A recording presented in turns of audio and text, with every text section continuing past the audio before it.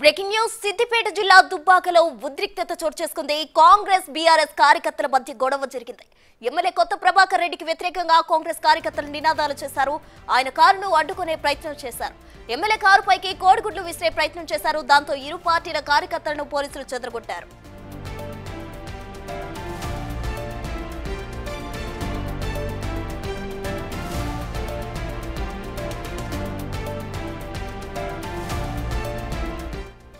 Breaking news చూస్తున్నాం. సిద్దిపేట జిల్లా దుబ్బాకలో ఉద్రిక్తత చోటు చేసుకుంది. కాంగ్రెస్ బీఆర్ఎస్ కార్యకర్తల మధ్య గొడవ జరిగింది.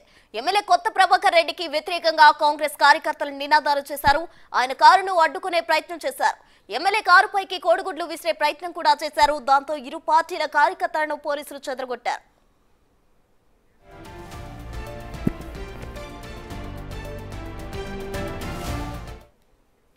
సిద్దిపేట జిల్లా దుబ్బాకలో జరిగిన ఉద్రిక్తతకు సంబంధించి మరింత సమాచారం మా ప్రతినిధి దుర్గారెడ్డి అందిస్తారు. దుర్గారెడ్డి, చెప్పండి, సిద్దిపేటలో కాంగ్రెస్ అలాగే బీఆర్ఎస్ మధ్య ఉద్రిక్తత చోటు చేసుకున్నట్లు తెలిసింది. దీనికి సంబంధించిన తాజా డీటెయిల్స్ ఏంటి దుర్గారెడ్డి? సిద్దిపేట జిల్లా దుబ్బాక నియోజకవర్గంలో కొత్త ప్రభాకర్ రెడ్డి, కాంగ్రెస్ పార్టీ ఇన్ఛార్జి చెరుకు శ్రీనివాస్ రెడ్డి మధ్యలో వర్గపోరు నడుస్తుంది. రాజకీయంగా చాలా సందర్భాల్లో కూడా వాళ్ళు ఒకరిపై ఒకరు. గతంలో అక్కడ చెరుకు శ్రీనివాస్ రెడ్డి తండ్రి మాజీ మంత్రి చెరుకు ముత్యం రెడ్డి ఆ విగ్రహం ఏర్పాటు చేయాలని చెప్పి వాళ్ళు పర్మిషన్ తీసుకోవడం, అదే విధంగా మాజీ ఎమ్మెల్యే సోలిపేట రామలింగారెడ్డి వీరి ఇరువురు విగ్రహాలు ఒకే పార్టీ సంబంధించి ఒకే చోట పెట్టడం అనుకుని ఒకే చోట ఒకరు పెడతారంటే మరొకరు ముందుకెళ్ళి అక్కడ ఆ తవ్వకాలు లేకుండా విగ్రహం ఏర్పాటు చేసే దిశగా ముందుకెళ్తున్నప్పుడు ఇక్కడ సోలిపేట రామలింగారెడ్డి టీఆర్ఎస్ సంబంధించిన వాళ్ళు, అదేవిధంగా కొత్త ప్రభాకర్ రెడ్డి ఎమ్మెల్యే వాళ్ళు, అదేవిధంగా చెరుకు శ్రీనివాస్ రెడ్డి కాంగ్రెస్ పార్టీ సంబంధించిన వీళ్ళంతా కూడా గత నెలలో మాత్రం గొడవ ఘర్షణలు జరిగినాయి.